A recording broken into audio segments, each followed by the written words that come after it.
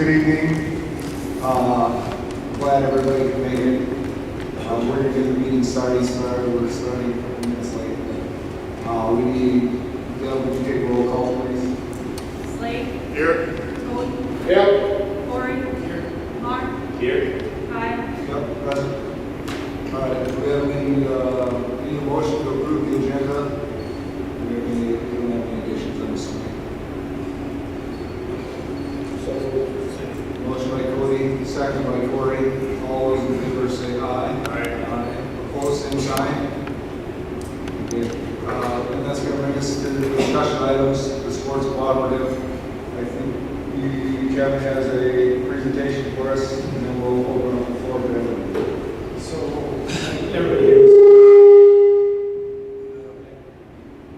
Second.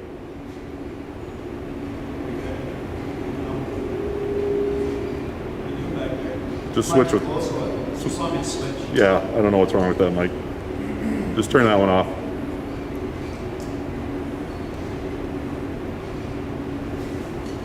Okay, that's better.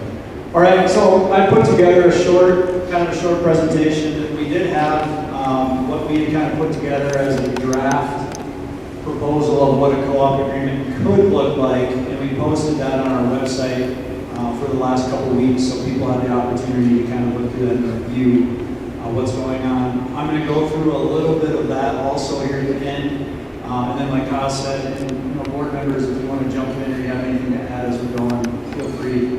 And then we'll give people the opportunity to get up and ask some questions based on what we kind of presented here. So the first thing I'm going to start with here is just kind of how we got here, a little background on what's been going on over the course of the last several months. So actually prior to this school year, we started having some conversations with Marion, just real preliminary nature about the potential of a reorganization or consolidation, and that kind of ended up morphing into us talking about a sports cooperative. So the first meeting up here on the 29th of September was more to talk about the consolidation thing, but we got into the sports cooperative conversation at that particular meeting. And then essentially from that point forward, October forward, we've kind of had either consolidation or sports cooperative stuff as a discussion point on our agendas for all the meetings following that, leading up to right now. The other two meetings I have listed on here are kind of a little bit more specific in terms of January 27th. We had representatives from the three schools in question, a couple board members, administrators, so on and so forth, that met here. And we just kind of rolled out some general things and tried to answer some general questions about, again, what this could look like, what we're looking to try and get out of it, some potential, challenges that could go with it, and some positives that could come out of that. And then on March 4th, prior to our last regular scheduled meeting, the administrators from all three schools met over at Freeman Academy, and we just kind of had the idea that before we got too carried away with getting 20-some people in a room to try to make final decisions on this, that we would just come up with something collectively as a starting point for what this could look like. So if anybody's read through what the draft proposal looks like, just understand that there is nothing about that is set in stone. We just needed to have some place to start, so then we could start having some conversations about what could work or what maybe needs to change. So, a couple of things that I want to clarify first, and some questions I think that have come up over the course of the last couple of months about this cooperative, potential cooperative, and how it could impact some different things. So first of all, when we're talking about Freeman Public, Freeman Academy, and Marion, the sports that we're talking about here are basketball, cross-country, golf, track, and volleyball. One of the questions that had come up was, how is this going to affect our current football cooperative? And I know there's some representatives from Marion here, and I won't put words out there that I'm not sure about. My understanding is we have something worked out on the football end with Bridgewater, Aaron, and Ethan already. And again, just based on our conversation, my understanding is you're entering into that, and they're under the understanding that you will be in that until some type of consolidation would happen moving forward. Okay, I'm getting the nod over there. So our current football cooperative with Canastota would continue on until either us or Canastota would decide we want to do something different. They're aware of the conversations that we've been having over the course of the last few months. They have not indicated to me that they are wanting to change anything about the football cooperative, so I just wanted to make sure that everybody was aware that that is not going to be affected by anything that we move forward between Freeman, Marion, and Freeman Academy. And also, the wrestling cooperative that we've been a part of, the same schools that we're discussing this particular situation with are already a part of that, plus a couple others. That's kind of its own separate little thing, so that would not be affected by anything that could potentially happen moving forward. So when we met on, I'm just going to roll all these up here right away. So when we met in January, some of the things that we kind of talked about in general would be what are some of the positives that could come out of the cooperative and what are some of the potential challenges or maybe some negative things that could maybe present themselves if we were to go ahead and do this. So collectively, we kind of came up with some general topics here. So we talked about by going together and co-oping, we'd be looking at greater participation collectively from all the schools coming together, more playing time for students, and that one kind of goes with number 3 up here, the third point. We'd be able to get kids playing at the appropriate level, and we wouldn't have to be forcing kids into situations where they're having to play maybe above what they're ready for.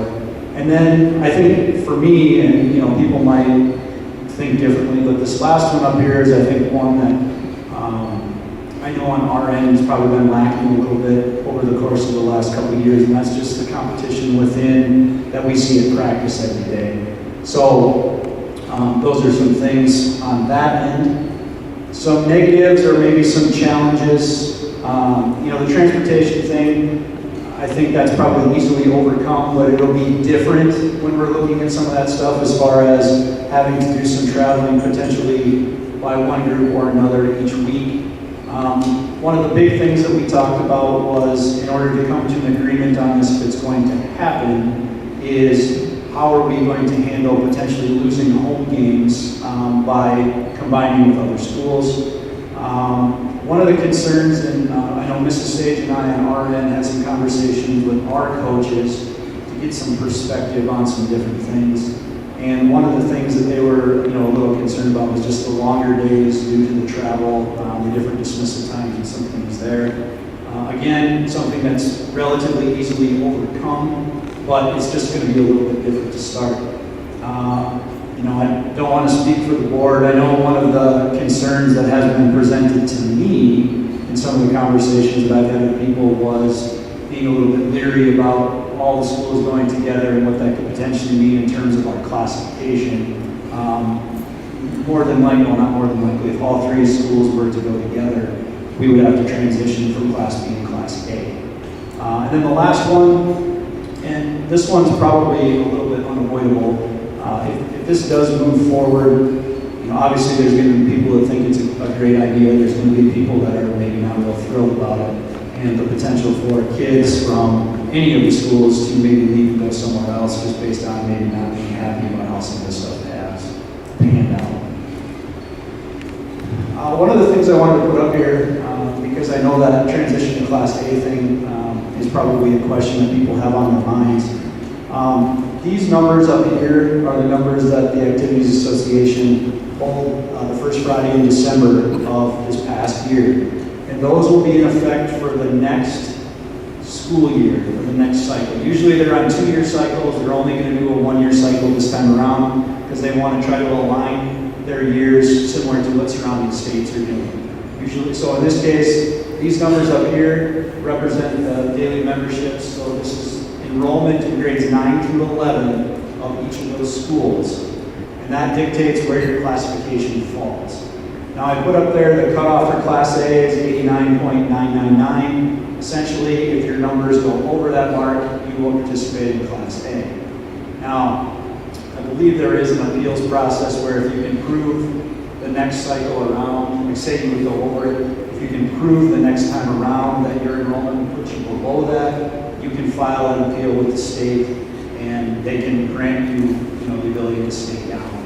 Based on what the 3 numbers are there, it would take us over that a significant amount. And if you look at what our numbers are probably projected to be in December of next year when they recount for the following 2 years, we're in kind of a low spot right now. So I know for sure, I'm not exactly sure where Freeman Academy numbers will be, but for us, and I believe for Marion, based on enrollment numbers, I bet that both of those numbers will probably go up the next time around. But there is a certain level of speculation that's involved in that because you don't know from year to year exactly what your enrollment is going to do. So, like I talked about before, I'm going to run through some of the key points on what we talked about as far as the draft of what a cooperative agreement could look like. I did want to just emphasize to everybody that this is only a starting point. We figured our conversations would be a lot more productive if we had something to actually look at and build off of, as opposed to starting from scratch and having 20-some people in a room try to figure out where to go. And again, understand that nothing's final until it's approved by the boards. In order for a cooperative agreement to be officially in place, all the schools involved would have to have their boards agree on what that would look like. So I'm going to pull this up.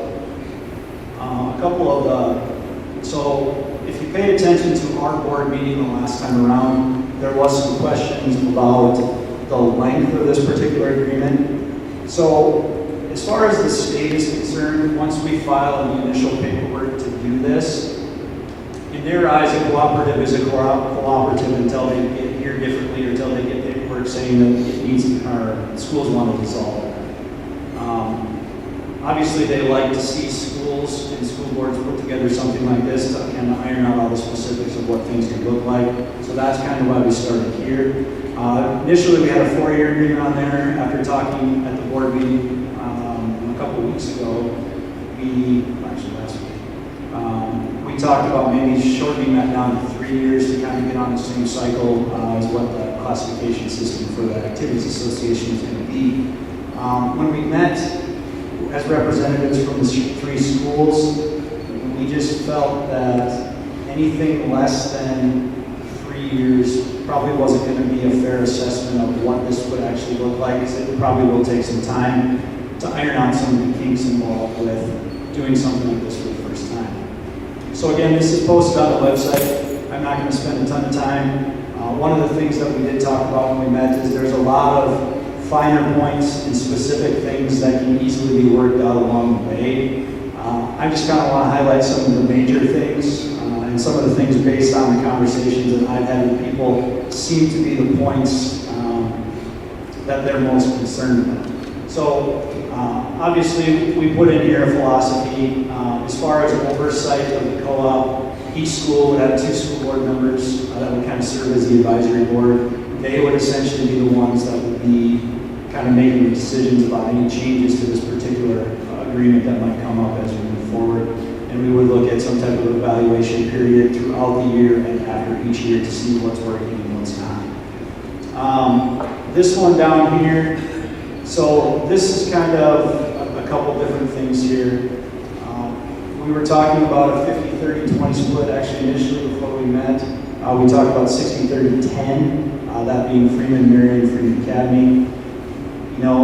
As far as the percentages and stuff, that looks great on paper, and it can be helpful when you're talking about shared costs. But essentially, the big thing that's affected by those percentages is going to be how home games are split up in your sports of volleyball, boys and girls basketball, which were kind of your main things there. So that, those percentages were based on kind of looking at enrollments from the schools and some different things there.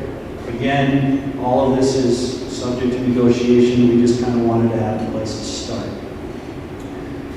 We get into some specifics about athletic directors and different responsibilities and different things there. I'm just going to kind of skim through this so we can get to some questions, some different things about scheduling practices and where those practices are going to be. Again, the logistics of some of that stuff is going to have to kind of get worked out as we go. Because in the fall with volleyball, it's probably not a big deal. When you start getting into the winter sports, where you have multiple teams that need to use gyms, somebody's probably going to have to be coming and going on a regular basis in order to have facilities that work for the practices that we need to have each day. This is kind of the big one right here, the game scheduling, based on some of the conversations we had.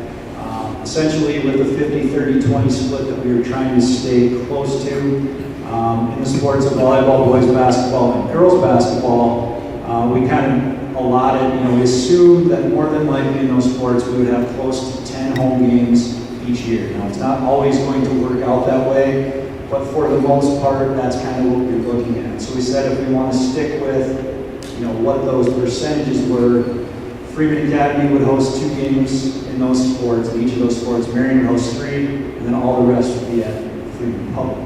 Now again, that's, I'm sure, going to be a little bit of a point of contention as we move forward on this stuff, so we're going to have to figure out exactly where we would want that to be. be. And obviously, there's some other elements of this that are probably, going to be a little bit more important when we talk about how this works.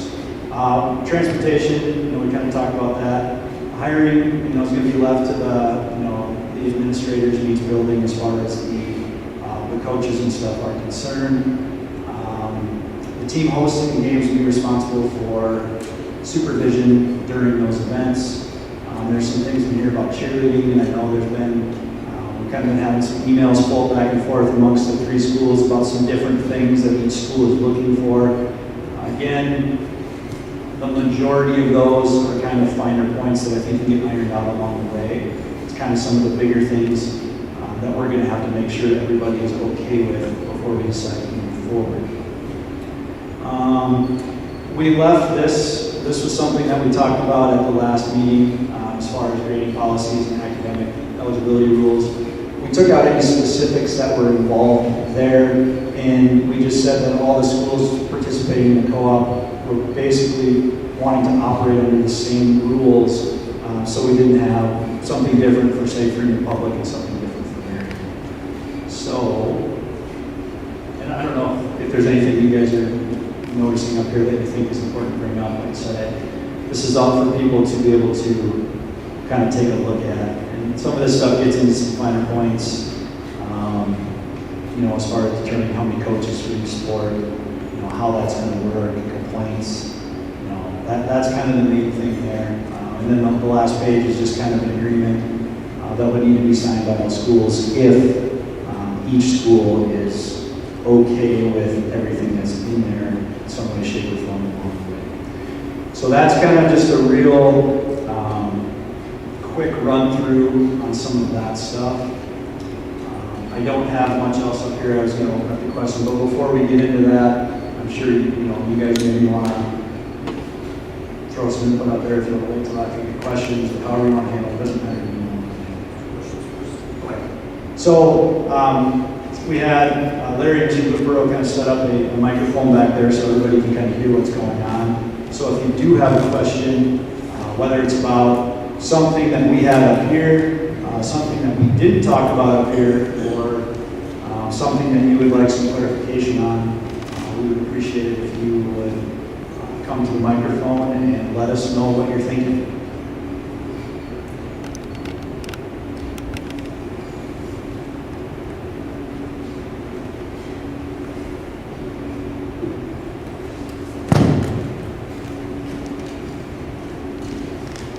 When is the deadline to file the paperwork with the state? So and I'm not sure on the days, that first Thursday in April that they have their next Board of Directors meeting, Activity Association. So what we would have to do is, we don't necessarily have to have all the elements of this particular agreement sorted out as far as the specifics or the finer points. But if we did want it to happen as soon as next year, we would have to file the state's paperwork that essentially just says we all agree that we're in on this for next year, and there's a resolution that each board has to pass in order for that to work. And then they would take, this specific agreement and all that later, so they can find the points of everything. What are the financial ramifications of the co-op? Is it going to cost the district extra money? Is it going to save us money, or has that been evaluated yet? That is a good question. As far as the finances are concerned, it would be interesting to see exactly what those will look like. I think the biggest thing with that, and maybe some of you that, Freeman Academy and Marion, that you have kind of had a co-op in place already, could maybe add some input to that. I know with our football co-op with Canastota, we haven't been in a situation where that's ended up costing us any more, as far as I know. The transportation element is obviously going to add some cost to that, because obviously we're traveling to games and all that stuff to begin with. When you start taking into consideration that you're going to have to be traveling for practices and different things like that, that does bring some more cost in the mix. And each school is kind of going to be responsible for those, and there will be some shared costs, and that's where the 50, 30, 20 thing comes into play.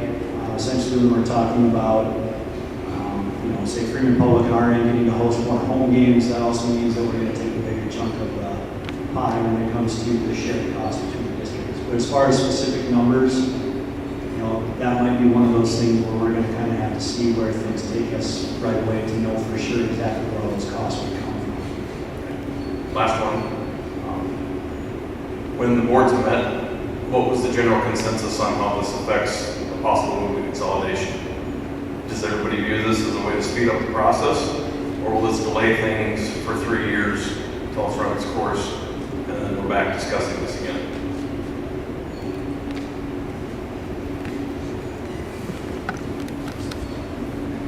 So, we do have a meeting that I don't need to talk about, Tom, and so we keep that on April 7th. I'm guessing it's going to move from April 7th.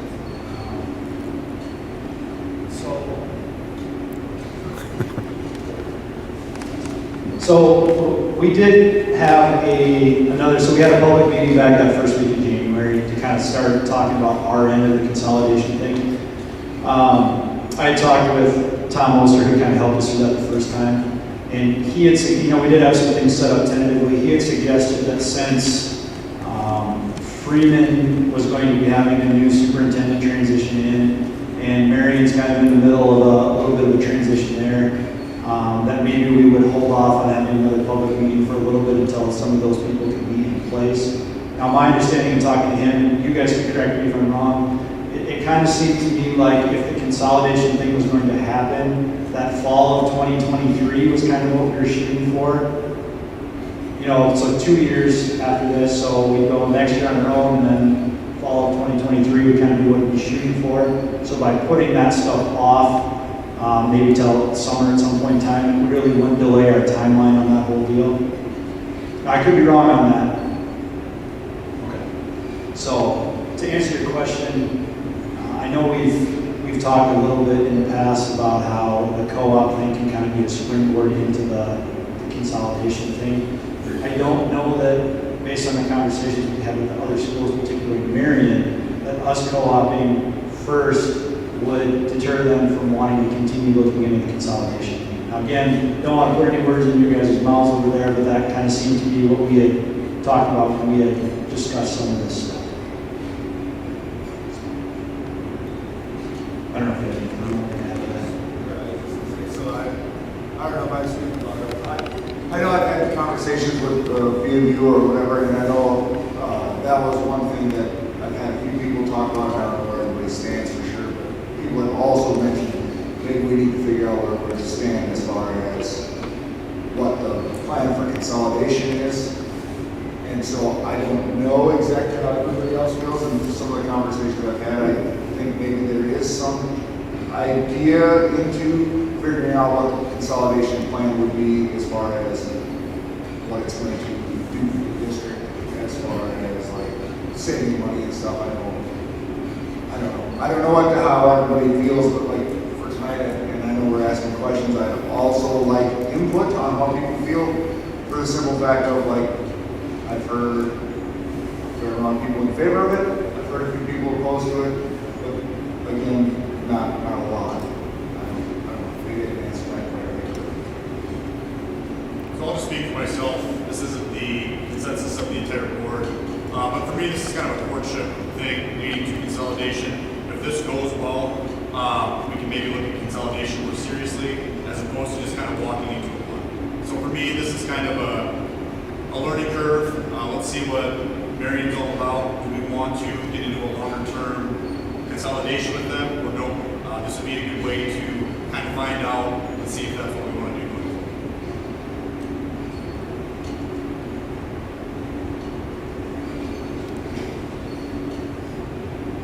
That ADM cutoff, what's that been doing the last kind of history adjusted?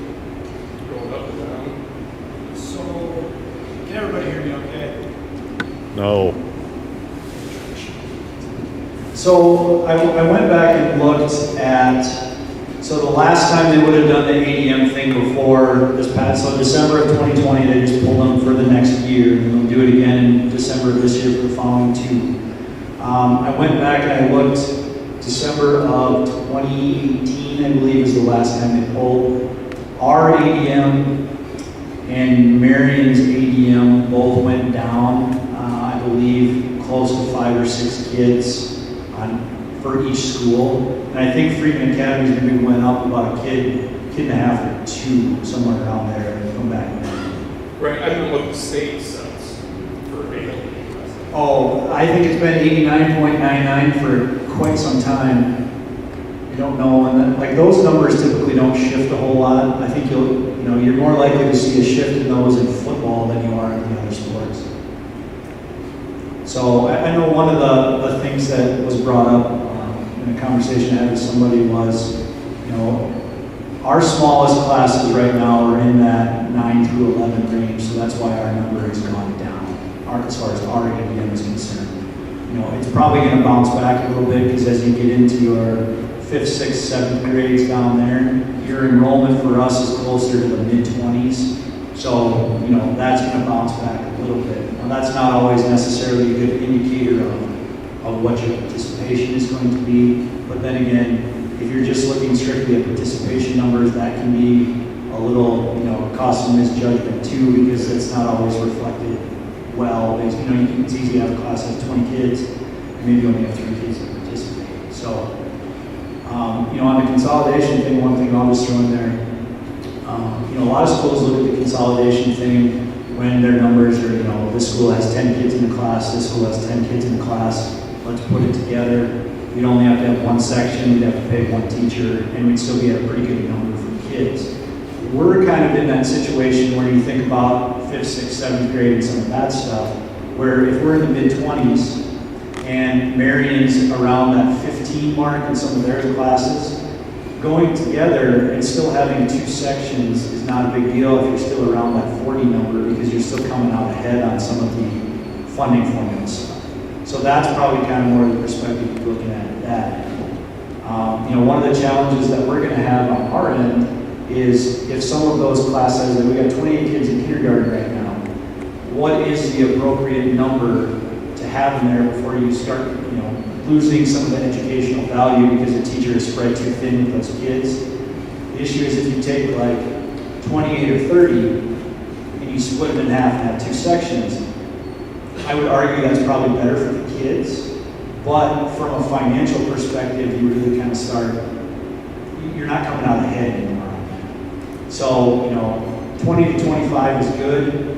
If you can get to 40 in a grade, then you can still keep that 20-20 split, you're doing fine. It's when other scenarios kind of start coming into play there where things need to be a little more challenging.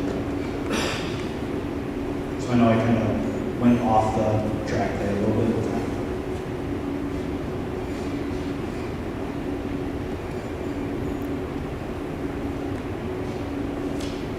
I guess I'm just wondering if our classes are getting bigger in the junior high and lower.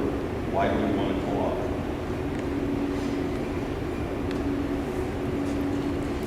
What benefit is that for us in the long run?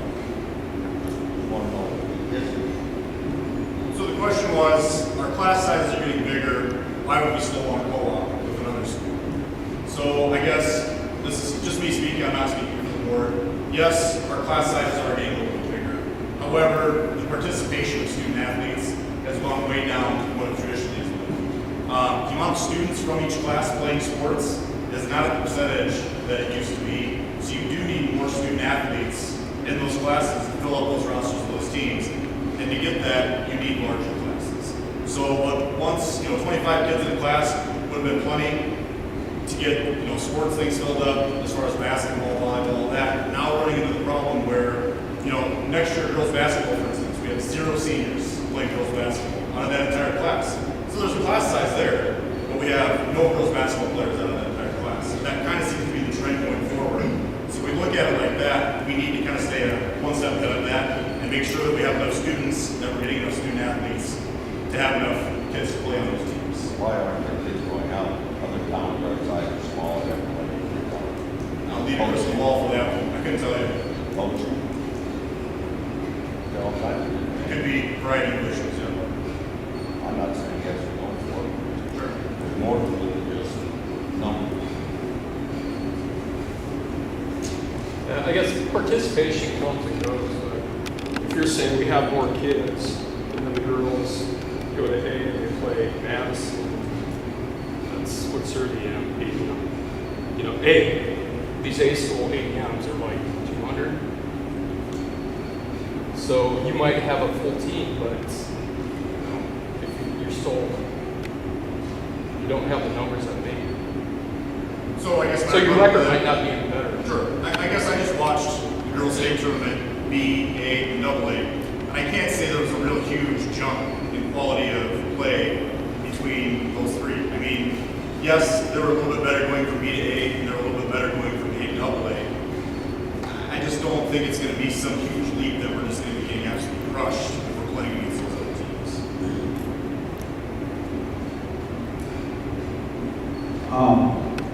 I'm gonna bring this up. I don't know if it's necessarily playing devil's advocate or not. The question that I would like to pose to everybody in the room, or anybody, not necessarily just you. You do have a point. It can be tough to compete and maybe win games when you're kind of at a disparity there. When you're talking about being at maybe 180 compared to some of those other schools that are at 200. The question that I would have would be, I haven't listed in that, or we haven't listed in that potential draft agreement, but what are you actually trying to get out of your athletics in general? Is it a matter of our only goal and our primary goal is we have to win in order for kids to be successful in that? Or are you looking at the other kind of intangible things that come along with what those activities have to offer? You know, I would make the argument that, and I said it kind of at the beginning, one of the things I think that we've been lacking, a lot of smaller schools lack, is that internal competition just on a regular day-to-day basis kind of practice. Kids understanding that they have to put in the work and they have to be held accountable in order to be able to get that extra playing time at the varsity level and so on and so forth. I think that's more important than winning. Obviously, when you're winning, to kind of what Steve said back there, it's a lot easier to get kids to participate and be out for stuff when you're winning, because when they see that you're winning, it's just more enjoyable all the way around for everybody. So it is a little bit of a slippery slope there. I just think, is that a concern having to play some of those bigger schools? Yeah, it Well, can be. to Steve's point, I agree that the competition where a lot of those too. But I think we have, at the younger classes, we have competition. They don't always win, but there's a lot of kids involved, boys and girls, and look at the numbers downfield. Well, and I'm guessing kind of to Slate's point there, you know, I don't know that we'd be having a lot of these conversations if we could keep all those kids involved and bring them up. You know, and I don't know what the answer to that is either. I mean, coached at the high school level for 15 years, and, you know, had years where you had 20 kids out for basketball, and years where you had, you know, my last couple of years in Alcester, we had 8 kids out for high school boys basketball. Right, and we could have that when we go A. That's my point, is if we don't fix the participation issue, you still doesn't do any good. What are we doing to examine why our kids aren't playing basketball at the high school level? And I'm just gonna be the guy in the room. Our coaching in boys basketball is abysmal this year. Yes, competition breeds success, but you spoke to accountability. When there's not a coaching staff that preaches accountability, when the kids are getting junior high on up, then you can't expect to be successful. And even if Marion brings 10 kids over, what's that going to do when half of them quit before they get to high school? Then we're in the A, and we can't fill a bench. So maybe we need to examine why we're not getting the participation, because Dustin's sitting in here. I'm sure he doesn't want to use his name, but he probably puts more time in than anybody that I've ever met in the youth sports. He coaches football, he coaches baseball, he coaches wrestling. I mean, I put in 4 years of a ton of time in boys basketball. We got numbers coming up, but they get to a certain point and then they quit. Why can't we keep kids involved? So two things That's to be my question. simultaneously true. To your point, that needs to be addressed as well. And to Steve's point, the participation, we need to keep these students going all the way through their senior year. So that's a valid point. But at the same time, if we add numbers on top of the student participation, I mean, I'd much rather on a basketball team have, 10 seniors and 2 juniors, and you're having scrimmages, of 18 and 17-year-olds playing 5-on-5 than what we have right now, which is high schoolers against some middle schoolers. You're not going to get better. Steel sharpens steel. So if we can address both of those issues, which they're both valid issues, and fix that, I think we're going to be all that much better going ahead. Yeah, we can fix one and get a little better, or we can fix the other one and get a little better. But I think if we address both of those issues at the same time, I don't see why we couldn't do a lot better. Not next year, not the year after that. It's going to take some time. Obviously bringing new coaches in, starting from scratch with a new program, it's going to take them some time to build up, a good program. So I don't think we can just expect fingers to be snapped and everything to be fixed. But I think if we fix both of those issues, not just one or the other, I think we'd be better off for that. I don't disagree at all. I think you're spot on. I would be curious if we're going to raise our ADM to go to Class A, how many of the kids that would come from the academy and Marion actually are going to participate in sports? That would be my worry. Now we're in Class A, but we have 7 more kids playing sports. I mean, has that been discussed amongst the boards? What do you have coming, and how many of those kids actually participate? I just think we need to send out a survey maybe to find out. Are interested in playing sports or what We just have basically looked at the numbers that we've had participating going forward so far. We have the survey. We plan on playing next year. What was that number? Just out of curiosity. And that would have been 2 months ago, so I don't remember. I don't know numbers.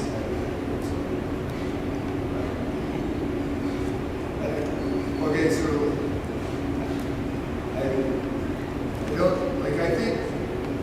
I think this all gets really hard. Like, we're talking sports now, and I've talked to a few of you, and I've said, it's tough because we're talking consolidation. We're also talking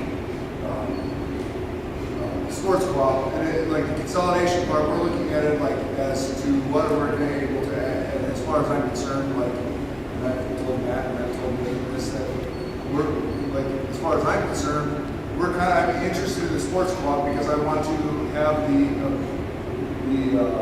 advantages of consolidation.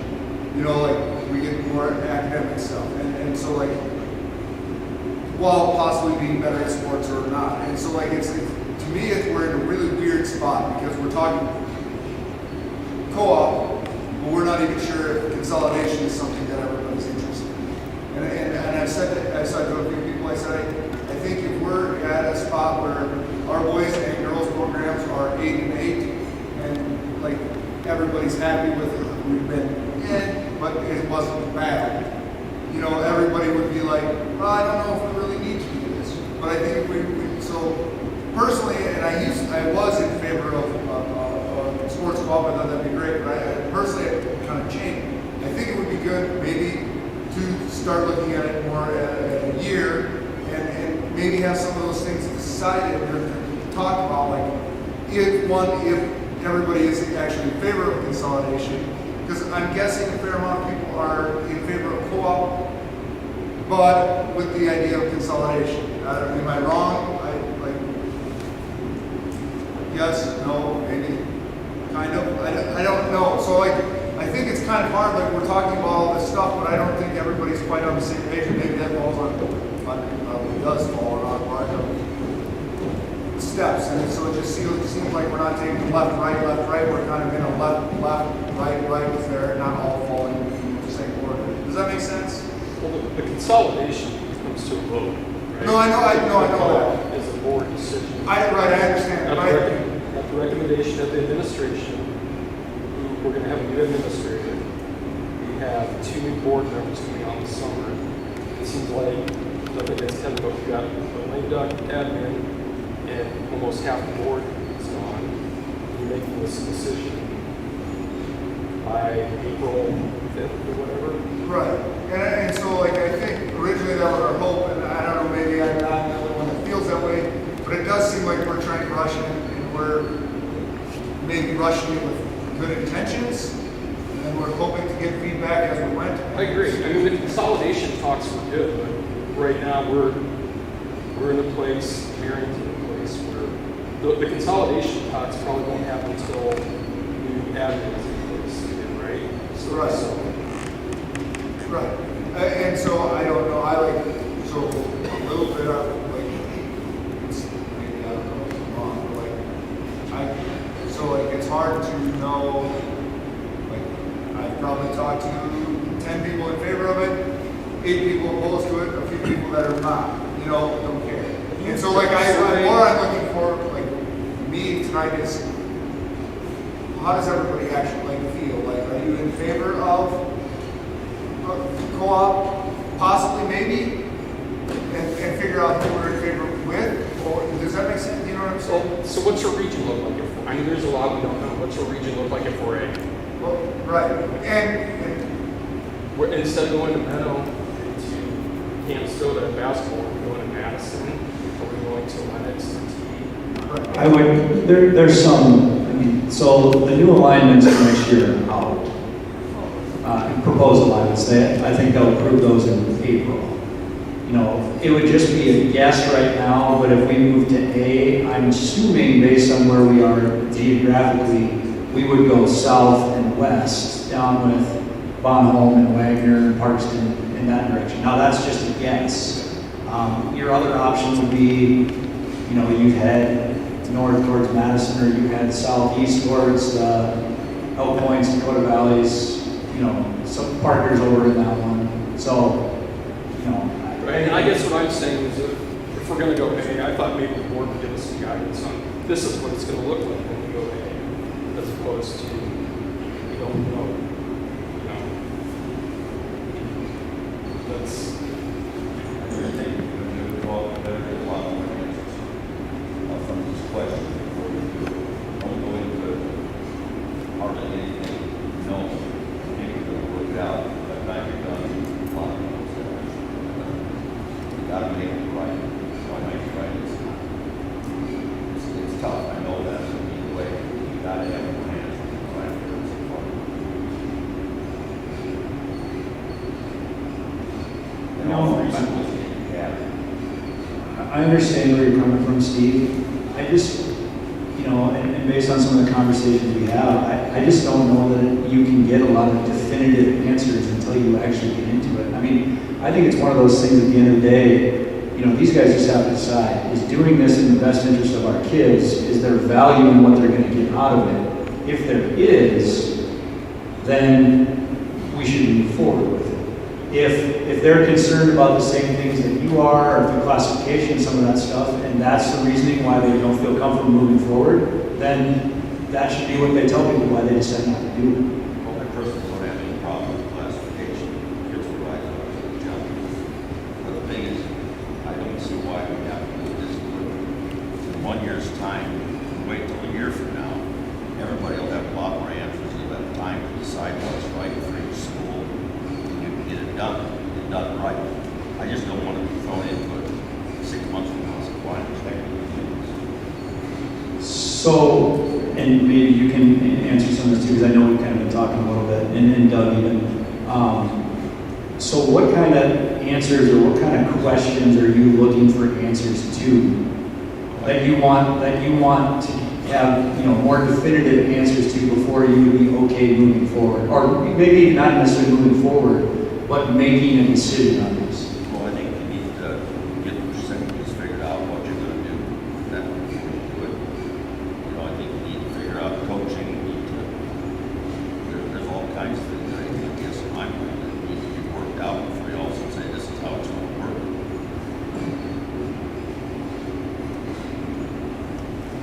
Does waiting 1 more year make a difference to the schools? They've got So keep in mind, this is a rough draft. There's still negotiation that needs to be made, and I think the reason the board wanted to be here tonight was we wanted to get your input on, for instance, how did you want us to negotiate this deal? Were you okay with a 50-30-20? Did you want us to push for a 60-30-10? Did you want different numbers on that?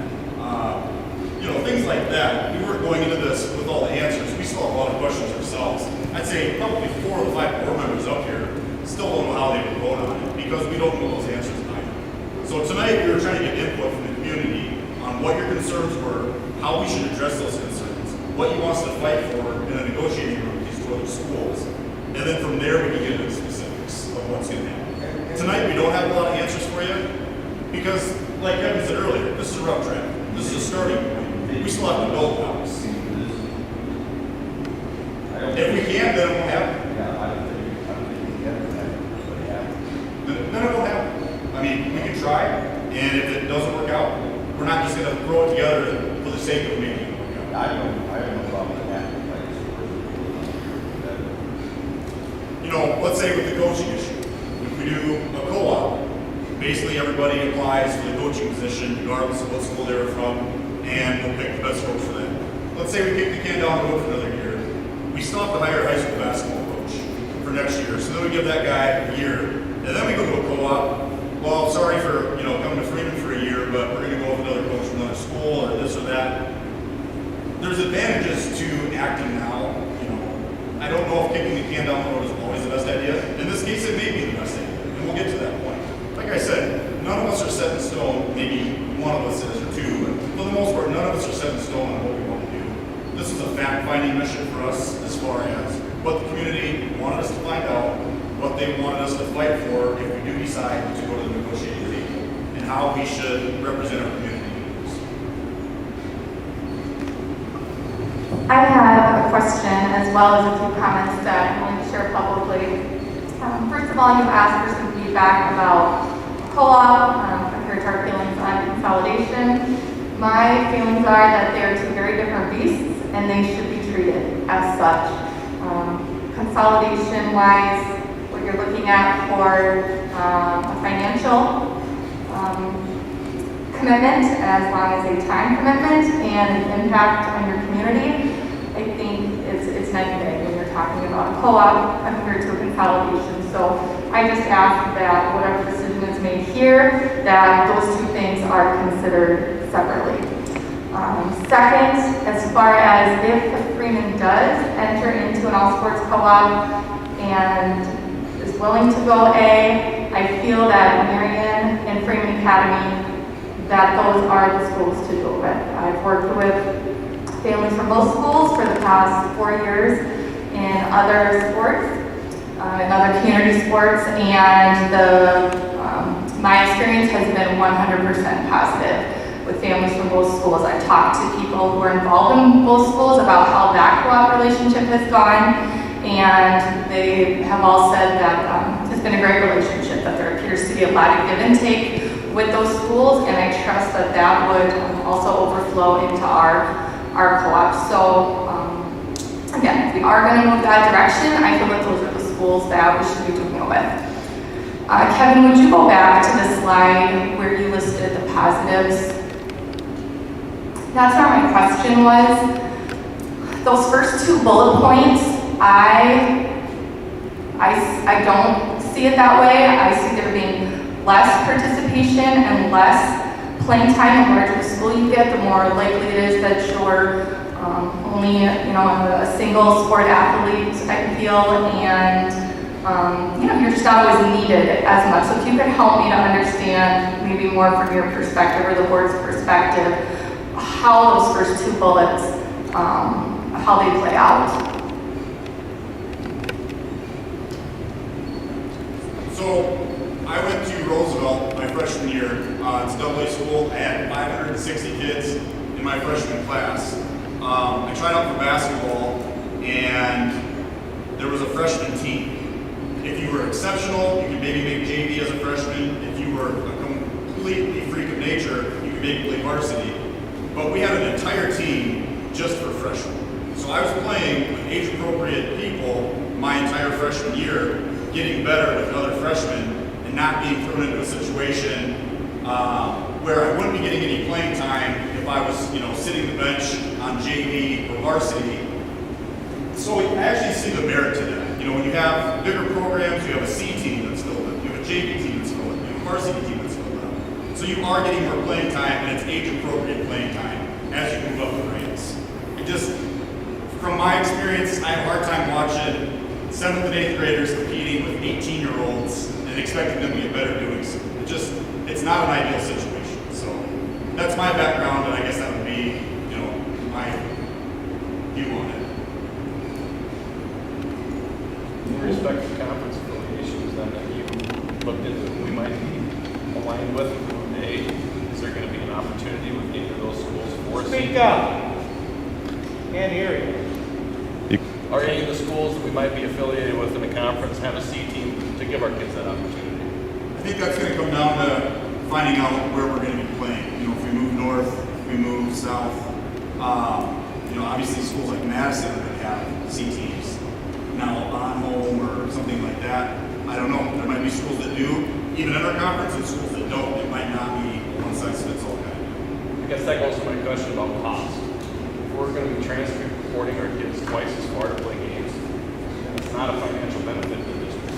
The whole purpose, my whole opinion on consolidation was it was an avenue for the district to become more financially solvent, offer more classes, maybe bring back industrial arts and home ec.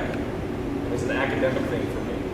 If we're looking to move somewhere in sports that's actually going to cost the district money right after we passed an opt-out a few years ago, I don't see that as a financially wise move. Sure.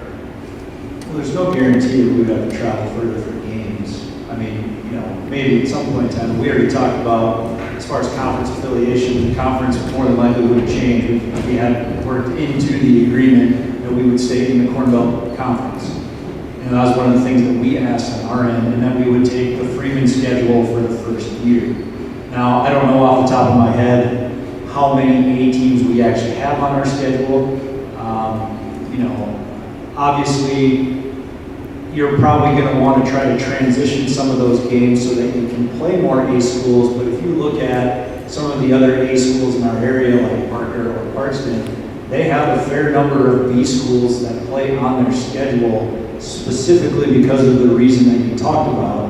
Why do I want to travel 2 hours to play somebody when I can travel 20 minutes and still play one of these other schools? Now again, that can be a little bit of a slippery slope when you're talking about being competitive or maybe being competitive further on down the road when it comes to postseason, because if you're playing, you know, 75% B schools during the year and then you have to turn around and play some of those A schools in region competition, it can be a little bit tough. But I don't think there's anything that says that there's any guarantee that we would have to travel a significant distance further to have to pick up games. So, you know, and that's going to come down to what the ADs ultimately decide to do from the scheduling perspective, and that's probably going to be a conversation between them and the coaches. In the long run, if you're going to want to be competitive, you're going to want to play more of those schools. Otherwise, all I can do is just keep suited the big tournament. That's real fun. I know in our Cornwall conference, Hanson, they're going to transition to Class A next year. So they'll still be in the conference, and their schedule may change some, but that's an example of that. Doug's question about C teams. In our Cornwall conference, there's quite a few teams that would have played a C game.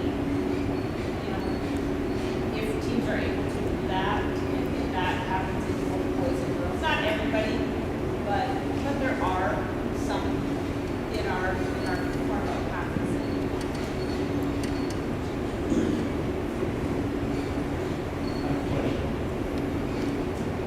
Sort of related, sort of not. Earlier you had suggested that you're maybe considering pumping the brakes a little bit on consolidation talks with the change in administration in both schools. There was a meeting scheduled for Wednesday, April 7th with Tom Oster to provide the public more information. Is that meeting still on? I would say at this point in time, no, we're going to have to find a different time to schedule that. Just because we haven't had the opportunity to, you know, Tom talked to me and said, with, you know, essentially my end, with me going out, it would make more sense for him to dive into the numbers with whoever's coming in. And because of the transition that Marion will be making this coming fall again, that would probably make more sense to go that route. Now, I did have a conversation with Kyle the other day, and I said I would get in touch with him again to see what he thought the best course of action was going to be. But we had set all that stuff up. He was going to come to meet with Debbie and I to talk about some things on our end, and then have that public meeting, and that was all put in place before my resignation. So. Thank you. When you have to decide, when does the state need more consolidation on? What they, Consolidation, or I mean, pause. well, it's whatever that. The 20th of April? Okay, So they would want to know before that because they would approve it at that particular meeting. I'm a little disappointed on the information I'm receiving. You know, there's a lot of stuff, it seems like we're signing open-ended checkbooks.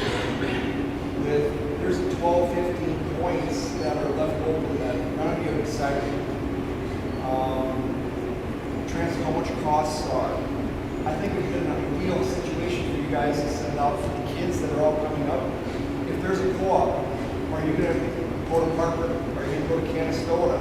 Are you not going to play? You could end up point A and not get a single kid because of the things that could happen. There's rumors going around all over town, I'm sure we've all heard it, where a couple kids that are playing for Marion are going to Parker or to Consolidation. Or there's a few Freeman kids already that said that if this happens, I'm going elsewhere. I don't want to go A. And it could be athletes. We don't know. I think a lot of this stuff should be answered before the 20th, when the 20th happens, because we could be costing the 20,000 transportation. I mean, there's no mascot. There's no, all this stuff should be agreed upon, all board members, and there should be another meeting. I mean, I don't know if you guys can accomplish all of these, have them all set in stone, and still have, I think it's still be important to have everybody come together for this meeting. Well, it's going to be a 5-3-2 split. 5 games for Freeman, 3 for, I think all that should be in place, because there's going to be a give and take. I don't expect Academy just to want 2 games. Maybe they have, but I think you're telling us, you're trying to get this information, but I don't sense that you're going to have another meeting for us to voice our opinions on yay or nay. Students, you can end up, like I said, you got the sophomore class coming up, 5 athletes, 5 in each town. 2 from Marion decide, oh, I don't want to go to Parker, I don't want to go to, I already live on that side of Marion, I want to go to Parker. So we gain nothing. I mean, find out some of this information. This is serious. I mean, this ain't just, I know you guys are for the best of the kids, but it's for everybody, parents and everybody involved, taxpayers. It's the whole thing. This is not something that you try shoving down everybody's throat in 3 weeks. I mean, I think that it's your responsibility to bring more information, have more in place, have a meeting, and inform the public. This ain't informed, this is just getting ideas. Have them in place. I kind of agree. We also wanted to get the public's opinion, with the exception of Steve and Lori. Not one person has said whether they're in favor of it or not. And so while we are giving some information, yes, and I know it's not complete, we're also looking to find out, are you in favor of it? Yay or nay? Well, I don't know if we can say yay or nay with a little bit. We need more information to make an informed decision. Correct. Tell you here today. My opinion, the number one thing would be to find out participation rates. This whole co-op is going to go with good cooperation, good participation. Find out participation rates coming up.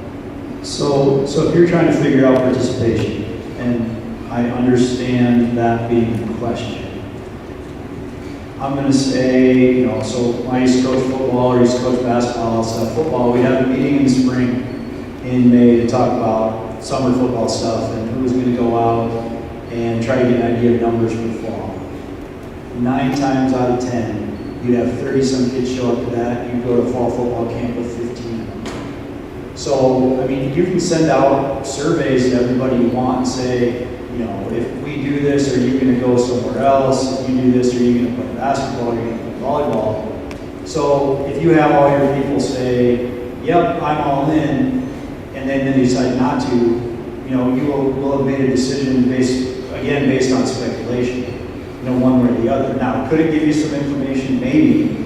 I'm just trying to think about some of the other information up here that we haven't talked about, as far as, yeah, I understand wanting to know transportation and stuff. That's a really tough one to be able to get a firm number on going into this, not necessarily understanding how all the logistics might end up working on that. And again, I understand wanting to know that, you might be able to get a rough estimate when you start, you know, looking at what your travel costs are right now, just by yourself, and then on top of that, you know, busing back and forth, you know, one way or the other to practices and stuff like that. I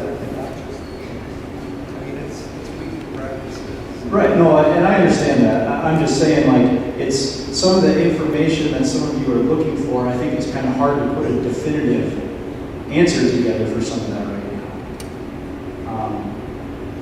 I understand what you're saying, but you say 9 out of 10, and it's really showing up at 50, and 50 actually come out. You pretty well know it's going to be 50%. That's a pretty good rough estimate. You don't even have a rough estimate. Well, yeah, we know what the junior high numbers look like. 3 schools. I mean, as far as enrollment numbers, No, what this year from sports, did you look at that and just say this is what it might look like next year? as far as participation, I mean, we could probably give you our numbers, but I don't know what Freeman Academy Area's participation numbers were this year. We have very large numbers. And that's one of the things that we discussed with this, is we probably have to do a separate, you know, 7th and 8th grade got to play, and 5th and 6th would probably have to be its own entity if you're going to have all 3 schools coming together, because including 6th grade in that junior high stuff is going to be tough, because I think your numbers at the middle school level are going to be pretty big. Or you talk about more playing time, what that meant. But if you take an example of our 5th graders, we've got 11 kids out. Mary played them, they had probably 12 or so. So you got 22 kids vying for the same amount of time, or 10. So how are you going to make that more playable for everybody? Like 2 games, we do that sometimes now. It's more playing time. It's really going to make it pretty. No, I would say when we talked about that at one of our meetings, you know, we were probably focusing more on the high school side of things there than we were some of the other stuff. So, I mean, you might have a point there. I mean, yeah, and this probably goes back to, again, what we talked about from the beginning. You know, there are some numbers there in the lower grades, but, you know, why do we have 11 kids or 12 kids out for basketball or whatever it might be in 5th grade, and by the time those 5th graders are sophomores, there's 2 of them left? You know, I don't know what it is. And I think it's easy to put the blame on the coach. You know, I think there's a lot of people in this building that spend a lot of time, invest a lot of time in the coaching side of it, and it's easy to say, you know, I don't agree with this or I don't agree with that. You know, I always used to joke with the guy that coached football when I was over there in Alcester. He said, I never want to be a basketball coach, because football, nobody actually knows what's going on. Basketball, everybody thinks they know what's going on. So, you know, I get it, but, you know, there's a lot of pressure on those people too, and I think they invest an awful lot of time to try to get the most out of those kids. And sometimes it's just as simple as kids still want to be held accountable. And when you start doing that, inevitably you end up losing kids. And again, that's just my opinion.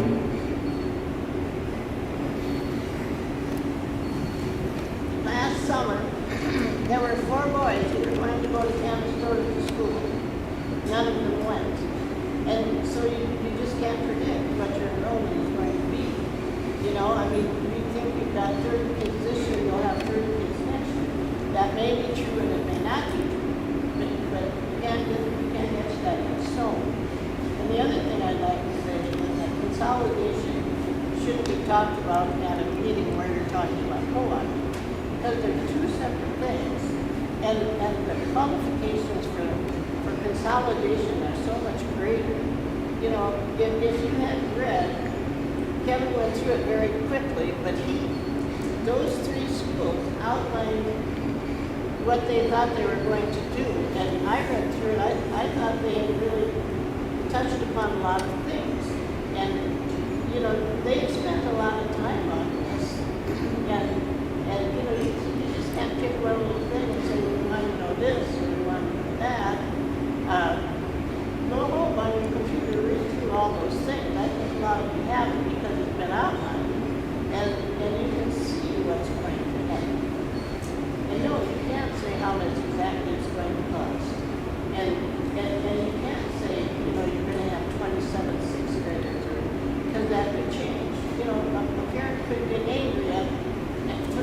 August, so that child can go someplace else. You can't predict those things. You can have a rough estimate of those things. But I think a lot of time has been spent on this. I think I think it's laid out pretty well if you read through those things, you know, and I guess I'm in favor of doing this because I think it's a 3-year trial, and I just think we should try it.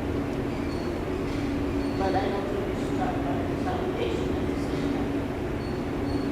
That's a different.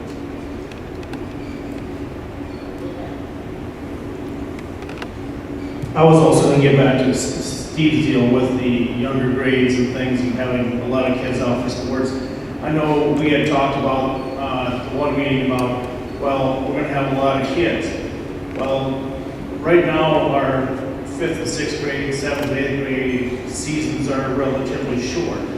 And what we had also talked about is if we're going to have all these kids, we're not going to have this abbreviated season where we're going to have it go up until the boys basketball starts, and then we're going to pull up these kids into the junior varsity or whatever.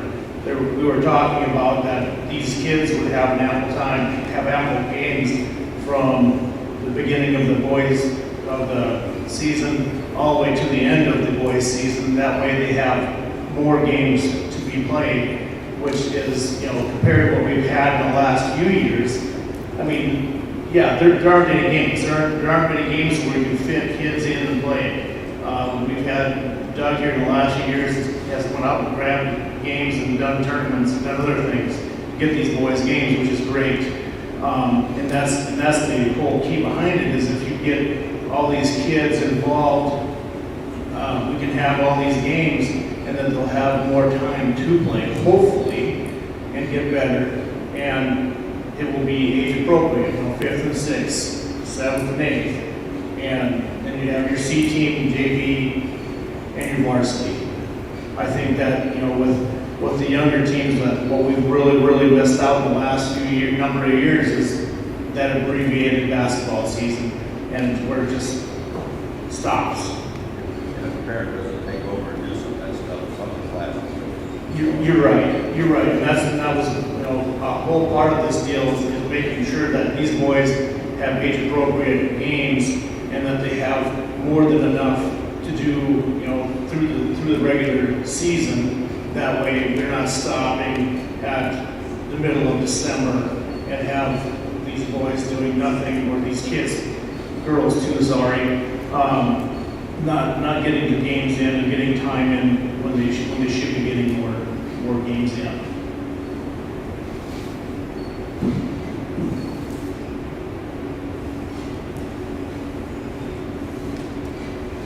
So you guys talked about, for the benefit of the kids, have you surveyed the Freeman Public High School about the sports co-op to see what the high school would like? So the answer to that is no. And we can certainly do that. I figured somebody was going to ask that question. I'm glad you asked that question. What was the question?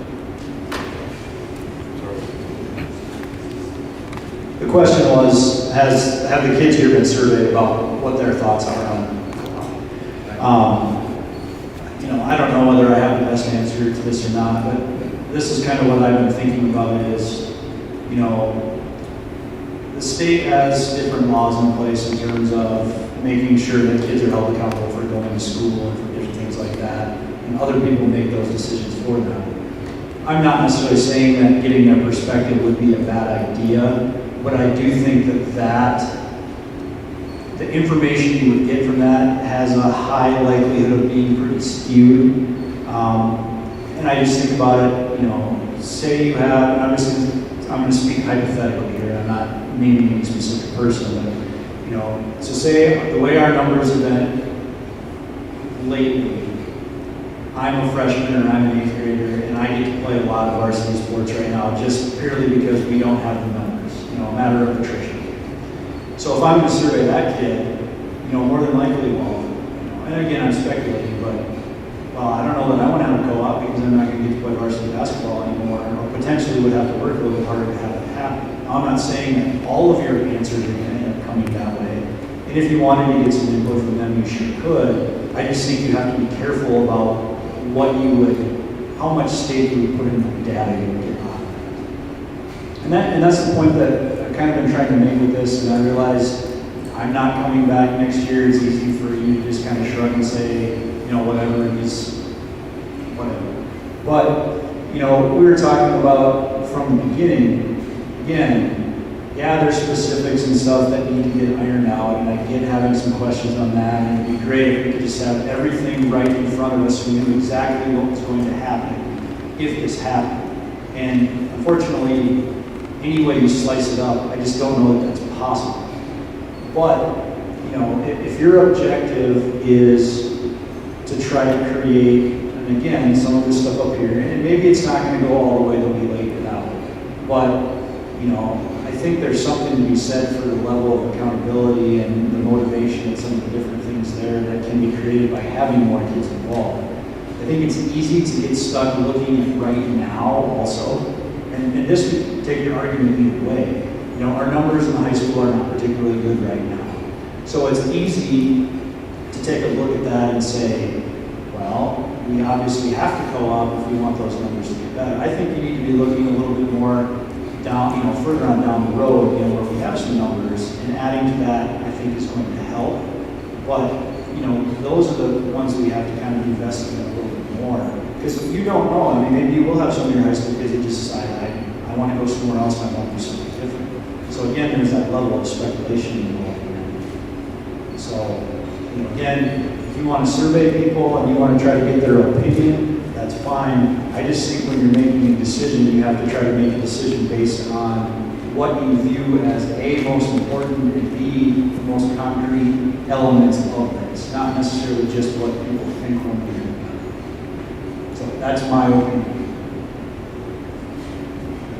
What do you guys feel is the negative way next year down? What is the negative doing that instead of doing it right? Is there? The school board's gonna look different in a few months. Blake, will you repeat the question? I can't quite hear you, Steve. What is the negative of waiting till next year over this year? Co-ops to me is something that's going to happen at some point. I have no problem. I have no problem with Class A. But I just don't want to do something 6 months from now. Hey, we should have waited and done this or that. You know, I feel Freeman's in the driver's seat. We need to do what's right for Freeman, and then we consider what the other two schools need to work with them, give and take. But I don't think we just have to jump into it just because it's the thing to do. I know our basketball team's having great, totally, but, you know, I guess I don't know why, there need to be a reason why I don't probably agree with me. I just, maybe. But I Duly don't know. noted, Steve. I'll just say that, duly noted. You know, I always have to say, there's not many decisions I regret in my thinking about it longer. So it feels like we just started talking about this a few months back with the discussions with the board of administration getting together. So for me, you know, we have a new superintendent to hire. We have a new principal coming on. There's a lot to be decided by April 15th. For me, I see what you guys are talking about. It seems like it's a lot. And there's not a lot of information that we can give. Is there a negative in your mind by waiting until next year? I mean, just from a coaching standpoint, let's get us in a bad spot. We're gonna bring somebody in, and then after a year. Right, I'm just asking for a quick off-the-cuff one. So I mean, without thinking about it, because that would be the first thing. I'm sure there's more, but kind of put me on the spot here. I like that. You guys posted any coaching positions yet? Because I guess to your point, Slade, we're already in a bad spot because of the time of year we're in. We want to hire somebody, so our candidate pool will be limited. So in my mind, I guess I can appreciate all you guys' comments, but I would have to go with Kevin and Nathan. A lot of us were here to get information, to be able to make an informed decision. And I don't think that we've gotten the information, in my mind, that the public requires to make that decision. You know, I think this meeting probably should have been held in October. You guys obviously all have jobs. I don't think it's fair of the public to expect you guys to do all that homework in 3 weeks' time, get everybody back in here, present a plan, and feel good about making that decision. If you had 4 months, absolutely. But 3 weeks, it's a little bit of a stretch for me. And I think that's why we wanted to have this meeting. We wanted to be informed by the public. We wanted to know what everybody was thinking. You know, is the plan up here the greatest thing on earth? Is it the economy? No. That's why we wanted everybody, we wanted people to show up. What questions do you have? You guys are giving us questions. We're trying to answer them, and there's some things that we just don't have answers right.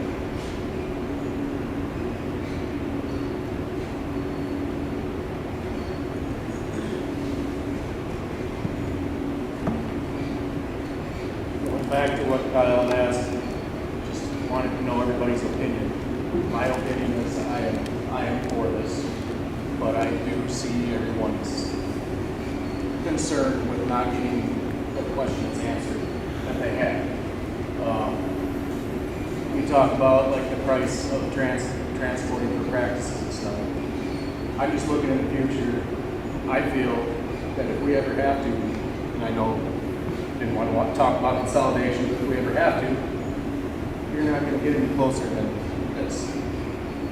So your price to bus somebody to Marion is going to be a lot better than I don't know, Canastota or further. You know, I'm just saying these are, and I would have to agree with what Lori said. These are the two schools that we should be looking at if we are going. I feel the communities would get along good, and that's my opinion. But, so I'm giving you. But I think there's good things to be had by doing it. I do understand the feeling of being rushed. But that's not a program, so I don't know. It's your business.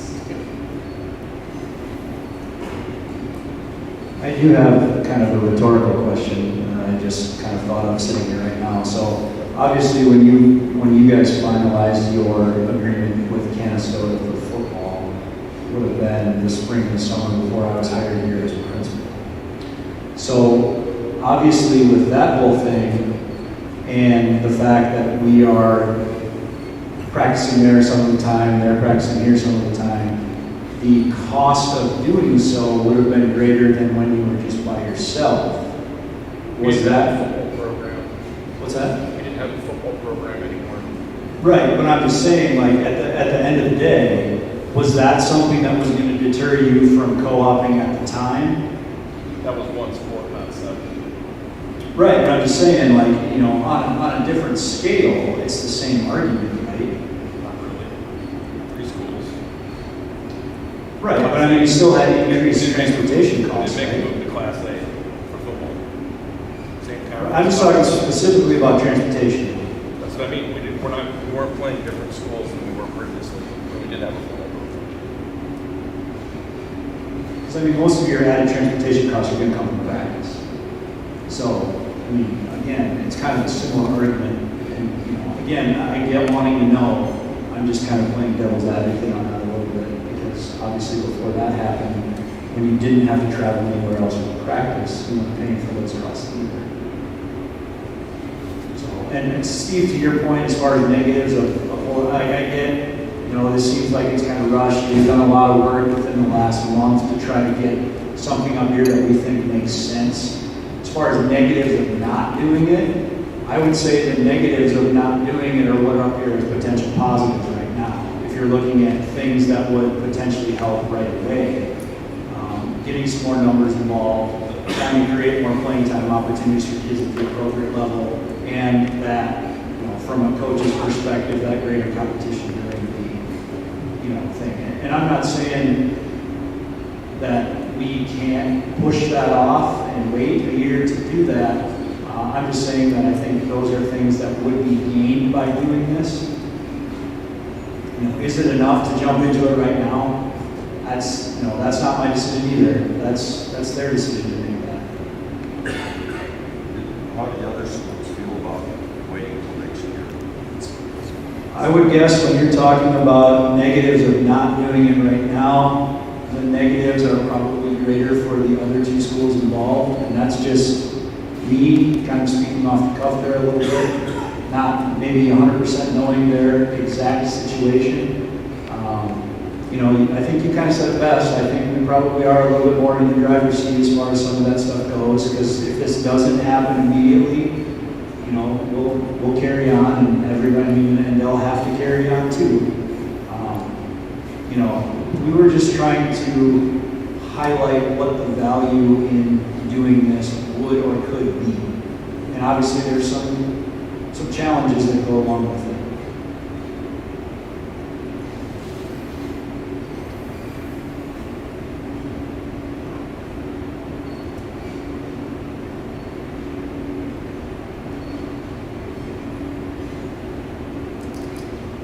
And one last thing, I like the idea of talking to the kids.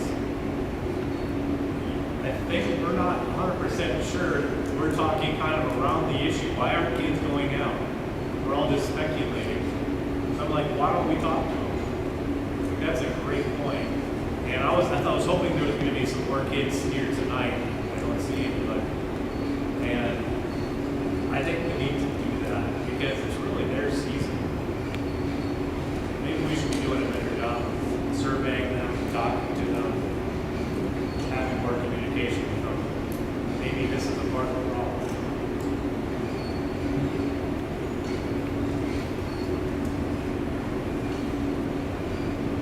Fixed participation, how does one go about something like that? I mean, that's a tough one. I don't know how to fix participation. I think asking the kids.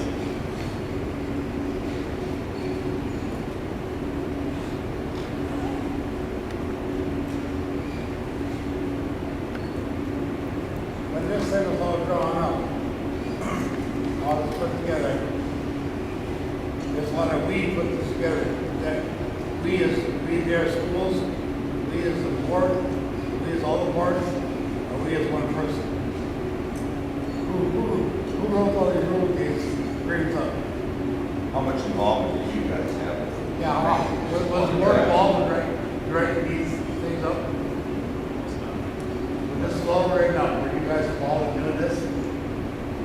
We did have a meeting where there were 5 board members that got together and they kind of discussed a lot of Was Mary and involved in this too, or is that just all as one person? Kevin and Christie, I think, kind of came up with it.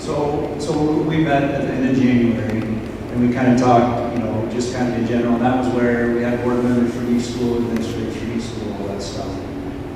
And then after that, I reached out to Marion and Freeman Academy and said, before we got too carried away with having big groups of, full boards and all that stuff, that we needed to try to come up with something that we could build off of. And again, like we're saying, this might not be the perfect answer to everything that we're looking for.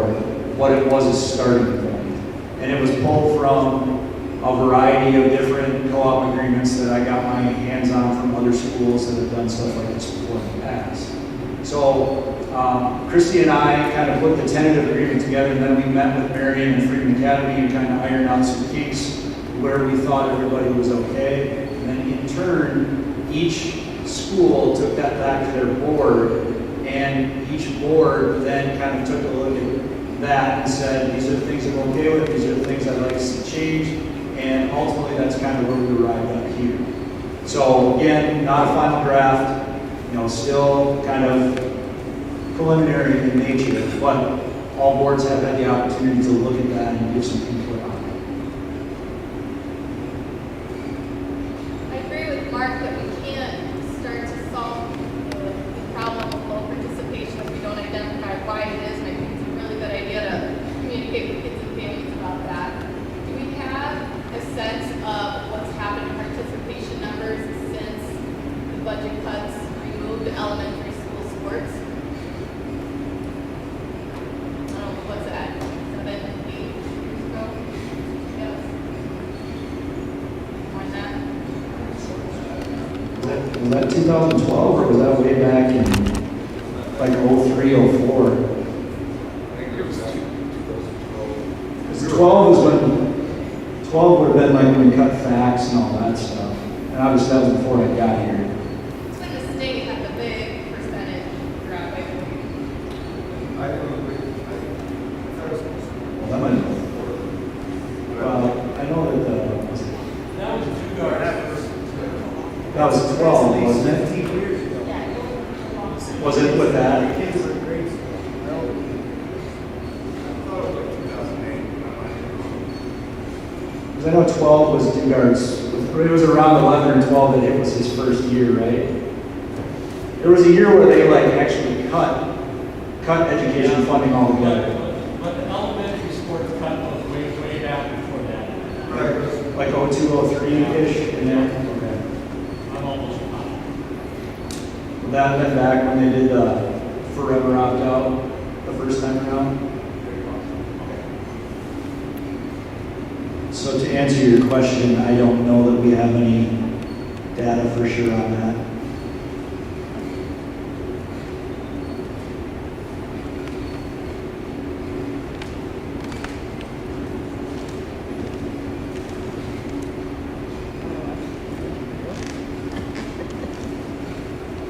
Any other questions or comments?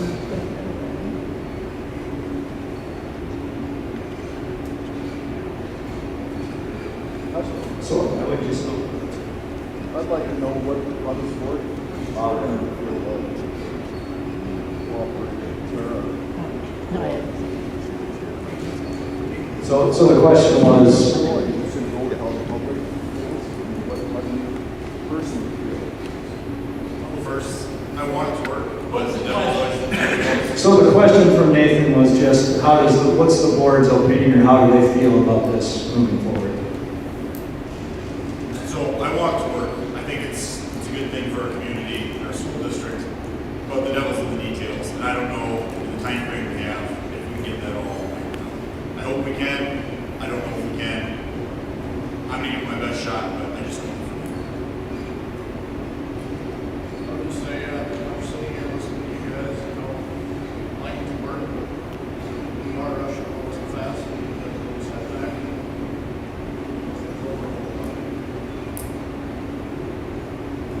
For me, I really wouldn't do what the community feels, but I've been hearing from kids and people that there's not a lot of interest in going to Class A.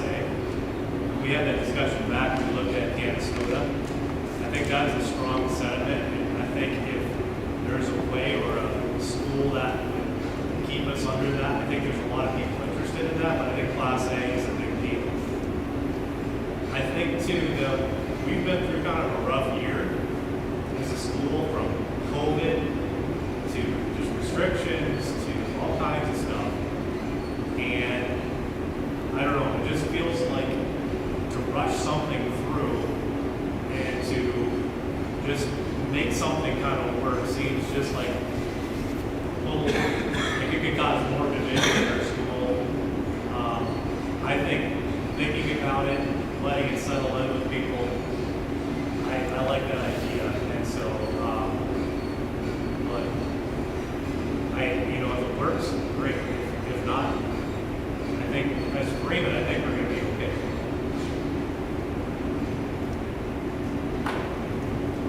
Personally, I didn't favor of it. However, I will say I'm in favor of it, whether it's in this year or potentially in the future. I know we had our first meeting and the boards got together. Nathan upset because I think April is a very lofty goal.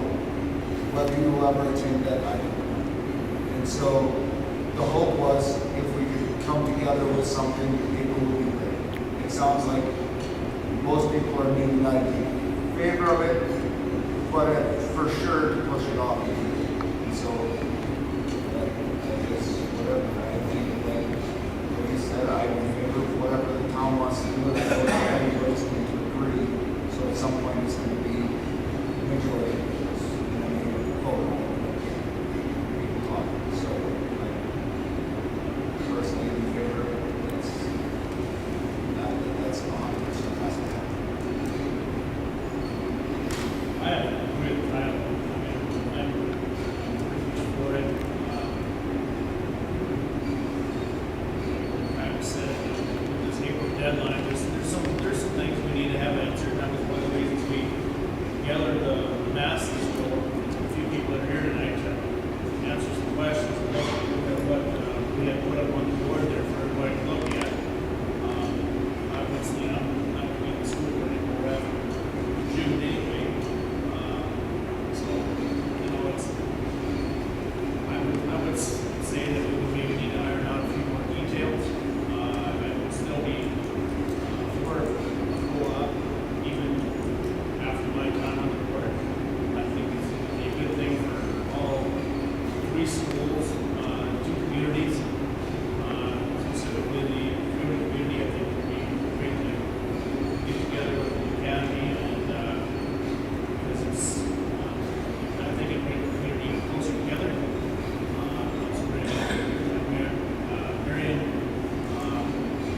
and as I've said before, you know, co-ops end up seeming to be a springboard to the consolidation, so we're very needed to talk about. And it gets these kids together. It does make more competition between the kids, hopefully makes them better in their sports. I overall, you know, in the future, I guess I would vote for it. If I'm not a member, I would vote for it.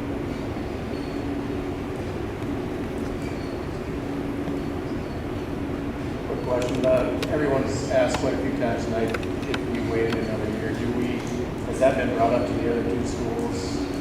A possibility of waiting another year, where are they gonna be around then? Or are they gonna try to look for something else? Well, I don't know, just like I said, when we had a meeting, like I said, that would be a lot of people, so I think everybody had understanding that would be awesome, but highly unlikely. I think everybody, the other schools are aware of the fact that that very thing could happen. I mean, like Kyle was saying, I think obviously best case scenario, they would like to move forward with something next year already. But I also think that based on the multiple different directions that this could have went tonight, they were fully aware of the fact that we might at some point in time end up walking away saying we're going to have to wait, you know, an extended period of time to revisit or look at things a little bit more long term. So my question for you guys then is, are you going to have another board meeting where you ultimately decide what you're going to do moving forward, or is there consensus amongst you right now that you're going to put this on? I mean, at some point in time, there'll have to be some type of action taken. You just don't want to leave it hanging as far as, you know, well, I guess we didn't see and go from there. Like, and I'm not saying you have to do it now, but at some point in time, you're probably going to want to have another meeting, and I'm guessing it's probably going to have to be before the regularly scheduled April meeting, just so you can decide definitively one way or the other for the sake of the other schools that are involved, so they know whether you're going to push to try to get this done for next year, or if you're just going to kind of sit back and say we need more time. So I definitely need to sleep on it. I mean, there's a lot to process here. I'm not going to definitively say yes or no at this point. You know, at least give me 48 hours before I need to be put on that spot. So I mean, we can certainly schedule another meeting then. I just was curious what direction you want to go. Because even if, as just a courtesy to Marion and Freeman Academy, to let them know sooner rather than later, you know, whether we're going to push for this or not. Mr. Coop, what's the negative for Marion if we wait 1 year? You probably have to ask Marion for sure. And I don't want to put you guys on the spot either. Are they hurting that bad for that they wouldn't be able to put a team together? Like I said, I don't want to speak for you guys. I'm assuming that if this doesn't happen, we're each going to be able to move forward in some way, shape, or form. It might just not be the way that we visualized it. Our numbers, our numbers have been the biggest challenge in girls' sports the past few years. They won't be any worse next year than they were this year. In fact, they'll be better. Our boys' sports should go pretty steady where they're currently at. So that's the way the numbers are.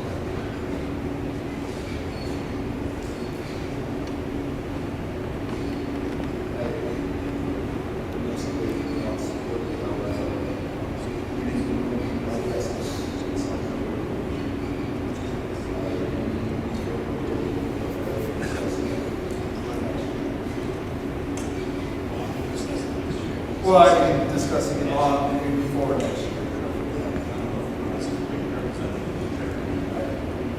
Everybody knows. And I don't know if, you know, if all five of you are, you don't have a consensus then. So, I mean, if you want to wait, that's more than fine, but we would have to meet again and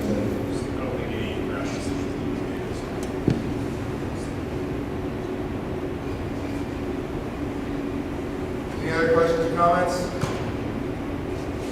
If not, I would entertain a motion to adjourn. Motion by Cody. Is that right? All those in favor say aye. Opposed, same sign. Motion carries. Thank you for coming, everybody.